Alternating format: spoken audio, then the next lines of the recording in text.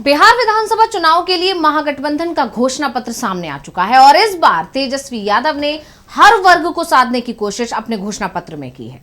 सबसे बड़ी बात तो यह है कि घोषणा पत्र में पहली बार ऐसा देखा जा रहा है कि केंद्र के किसी कानून को रद्द करने का दावा राज्य विधानसभा चुनाव में किया जा रहा है और महागठबंधन के घोषणा पत्र में वक्फ कानून को रद्द करने की बात कही गई है। इसके साथ ही सच्चर कमेटी की सिफारिशों को भी लागू करने की बात घोषणा पत्र में है। यानी तेजस्वी यादव ने महागठबंधन के वोट बैंक को मजबूत तो किया है, साथ ही दूसरे कई ऐसे मुद्दे घोषणा पत्र में शामिल किए हैं जिससे महागठबंधन का सामाजिक आधार A to Z हो गया है।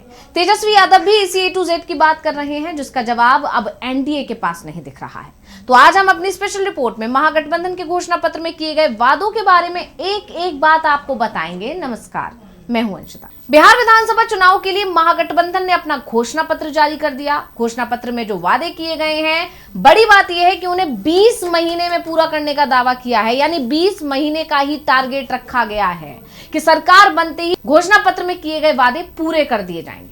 पटना में महागठबंधन में शामिल सभी दलों के नेताओं ने अपने घोषणा पत्र को जारी किया। घोषणा पत्र को बिहार का तेजस्वी प्रण नाम दिया गया है, जिसमें महागठबंधन के 20 प्रण शामिल किए गए। घोषणा पत्र में सभी सहयोगी दलों के वादों को जगह दी गई है, ये बड़ी बात है। लेकिन सबसे खास बात यह रही, क्योंकि चुनाव तेजस्वी यादव के नेतृत्व में लड़ा जा रहा है, वो ही महागठबंधन के सीएम फेस हैं, इसलिए घोषणा पत्र के कवर पर तेजस्वी यादव की बड़ी सी तस्वीर लगाई गई। इसके अलावा दूसरी सबसे बड़ी तस्वीर लगाई गई है राहुल गांधी की। यानी अपने घोषणा पत्र के कवर पेज के जरिए भी महागठबंधन ने यह बता दिया कि बीजेपी की तरफ से गठबंधन में मनमुटाव के जो भी दावे किए जा रहे हैं वो सरासर झूठ हैं और गलत हैं। असल में तो एनडीए के अंदर कुछ भी ठीक नहीं है, क्योंकि तेजस्वी ने एक बार फिर नीतीश कुमार को लेकर बीजेपी के अंदर चल रही प्लानिंग का जिक्र कर दिया, जिसके बाद चर्चा चल पड़ी है कि क्या तेजस्वी ने इशारों में बता दिया है कि नीतीश के लिए अभी भी महागठबंधन के दरवाजे खुले हैं। क्यों ये चर्चा होने लगी है, इस पर आगे बात करेंगे। फिलहाल महागठबंधन के घोषणा पत्र में क्या क्या प्रण किए गए हैं वो जान लेते हैं। तो आपको बता दें कि सबसे बड़ा ऐलान, हर परिवार को एक सरकारी नौकरी देने का वादा माना जा रहा है। इसके लिए 20 महीने का समय सीमा तय की गई है और इसके लिए 20 दिन में अधिनियम बनाया जाए। अब आपको बता देते हैं सिलसिलेवार क्या क्या प्रण किए गए हैं महागठबंधन की तरफ से। तो जैसा कि हमने आपको बता ही दिया, महागठबंधन की सरकार बनते ही 20 दिनों के अंदर हर परिवार के एक सदस्य को नौकरी देने का अधिनियम लाया जाएगा। सभी जीविका सीएम कम्युनिटी मोबिलाइजर को स्थायी कर राज्यकर्मी का दर्जा दिया जाएगा। सभी संविदा कर्मियों और आउटसोर्सिंग पर कार्यरत कर्मचारियों को स्थायी किया जाएगा।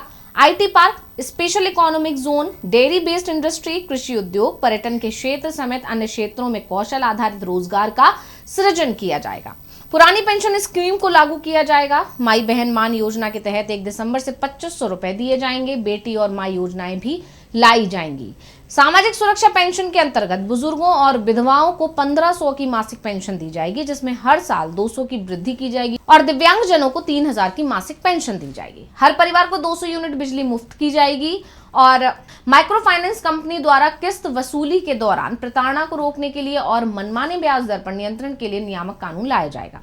प्रतियोगिता परीक्षाओं के लिए फॉर्म एवं परीक्षा शुल्क समाप्त कर दिया जाएगा और परीक्षा केंद्र तक आने जाने के लिए मुफ्त यात्रा की सुविधा दी जाएगी। प्रत्येक अनुमंडल में महिला कॉलेज की स्थापना की जाएगी। 136 प्रखंडों में डिग्री कॉलेज नहीं है, वहां डिग्री कॉलेज खोले जाएंगे।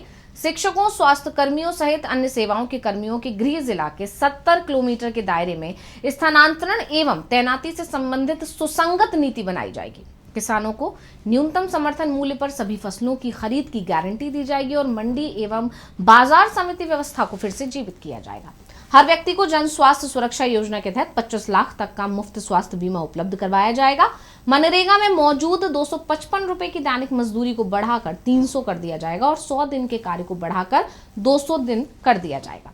अति पिछड़ा अत्याचार निवारण अधिनियम पारित किया जाएगा।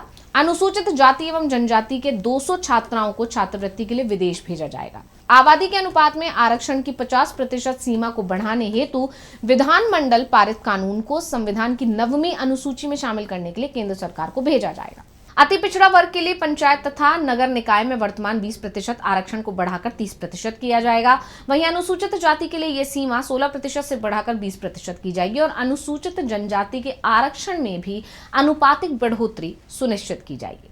हमारी सरकार अपराध के प्रति जीरो टॉलरेंस की नीति अपनाएगी। पुलिस अधीक्षक एवं थानेदारों के लिए निश्चित कार्यकाल निर्धारित किया जाएगा। सभी अल्पसंख्यक समुदाय के लिए संवैधानिक अधिकारों की रक्षा की जाएगी। वक्फ संशोधन विधेयक पर रोक लगाई जाएगी और वक्फ संपत्तियों के प्रबंधन को पारदर्शी बनाने के लिए इस कल्याणकारी और उपयोगी बनाया जाएगा। बोधगया स्थित बौद्ध मंदिरों का प्रबंधन बौद्ध समुदाय के लोगों को ही सुपुर्द किया जाएगा। इसके अलावा घोषणा पत्र में 8वीं से 12वीं तक के गरीब छात्रों को मुफ्त टैबलेट देने की घोषणा की गई है। पेपर लीक पर कठोर कानून बनेगा।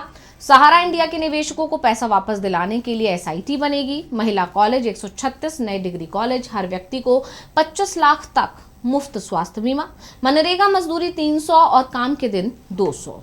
OBC SC ST आरक्षण बढ़ाकर 9वीं अनुसूची में शामिल करने का प्रस्ताव। यानी महागठबंधन के घोषणा पत्र को अगर देखें तो इसमें युवाओं, महिलाओं, संविदा कर्मियों, पुराने पेंशनधारी, किसान और गरीब परिवारों के लिए भी कई वादे किए गए हैं। यानी सबका ध्यान रखा गया है। और अपने घोषणा पत्र को जारी करते हुए तेजस्वी यादव ने साफ साफ कहा कि हमें केवल सरकार ही नहीं बनानी बल्कि बिहार को बनाने का काम करना है। आज महागठबंधन के सभी साथियों ने मिलकर बिहार के लोगों के सामने संकल्प पत्र रखा है। बिहार कैसे बनेगा, रोड मैप क्या होगा, ये सारी बातें हम लोगों ने आप लोगों के समक्ष रखी हैं। तो तेजस्वी यादव ने साफ कह दिया कि जो 20 प्रण घोषणा पत्र में किए गए हैं उन सभी को 5 साल में पूरा किया जाएगा। अब आते हैं दूसरे मुद्दे पर कि आखिर क्यों चर्चा चल पड़ी है कि तेजस्वी ने नीतीश को इशारों में ऑफर दे दिया। दरअसल तेजस्वी ने इस दौरान नीतीश कुमार को लेकर कहा कि मैं उनके लिए सहानुभूति रखता हूं। बीजेपी और भ्रष्ट अधिकारियों ने उनको पुतला बना दिया है। उनके चेहरे का सिर्फ इस्तेमाल किया जा रहा है। अमित शाह तो पहले ही कंफर्म कर दिया है कि नीतीश कुमार मुख्यमंत्री बनने नहीं जा रहे हैं। महागठबंधन में CM और डिप्टी CM का फेस कौन होगा ये साफ है, लेकिन NDA की ओर से कुछ भी क्लियर नहीं है। एक बार सुन लेते हैं तेजस्वी को। कि बीजेपी के लोगों ने, भ्रष्ट अधिकारियों ने नीतीश जी को पुतला बना करके रखा है। आज हम सब लोग उनकी स्थिति को देख रहे हैं। किस रूप में भाजपा के लोगों ने केवल उनके चेहरे का जो है इस्तेमाल की जा रही है। जैसे पुतला होता है उसी हिसाब से उनको NDA में रखा गया है। और अमित शाह जी ने तो पहले ही कंफर्म कर दिया कि अब नीतीश कुमार जी बिहार के मुख्यमंत्री बनने नहीं जा रहे। उन्होंने साफ तौर पे कहा कि अब विधायक दल के लोग विधायक तय करेंगे कि NDA का मुख्यमंत्री कौन होगा। यानी स्पष्ट बात है कि नीतीश कुमार जी बिहार के मुख्यमंत्री नहीं होंगे। ये बात अमित शाह जी ने कहा है। यानी साफ है कि तेजस्वी ने एक बार फिर NDA के अंदर मचे घमासान का जिक्र किया, साथ ही नीतीश कुमार को इशारों में खुला ऑफर दे दिया है।